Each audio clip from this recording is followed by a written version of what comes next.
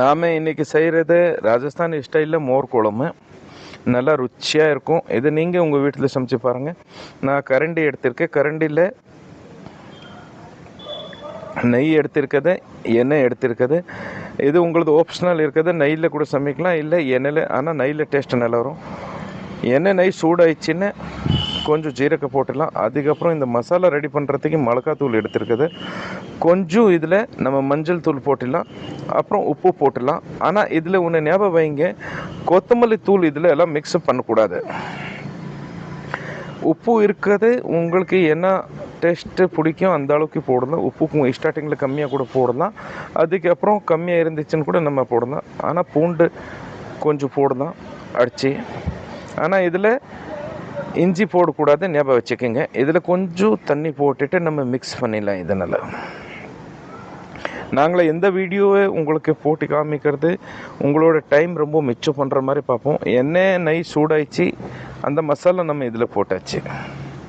போட்டுட்டு கொஞ்சம் ஃப்ரை பண்ணிடலாம்.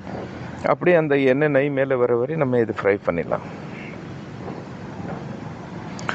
நல்லா வேகட்டும் மசாலா.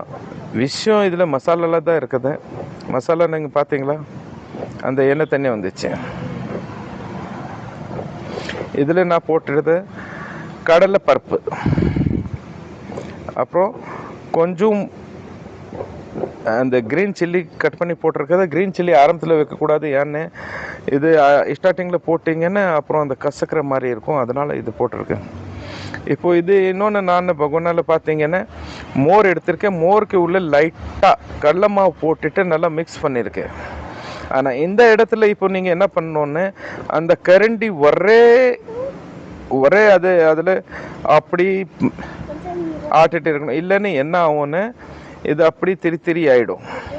ஆனால் அதில் இப்படி எப்போ வரை பாயில் ஆகிற வரை நம்ம அப்படி பண்ணிட்டு இருக்கணும். அதில் இன்னும் நான் ஒரு 1.5 லிட்டர் தண்ணி ஊற்ற போகிறேன். மோர் குழம்பு 7 வேக வச்சானே 7 டேஸ்ட்டு நல்லா வரும். இப்போ நான் திருப்பி மேலே தாளிக்கிறதுக்கு கொஞ்சம் நெய் எடுத்திருக்கேன். கொஞ்சம் பூண்டு போட்டுட்டு இதில்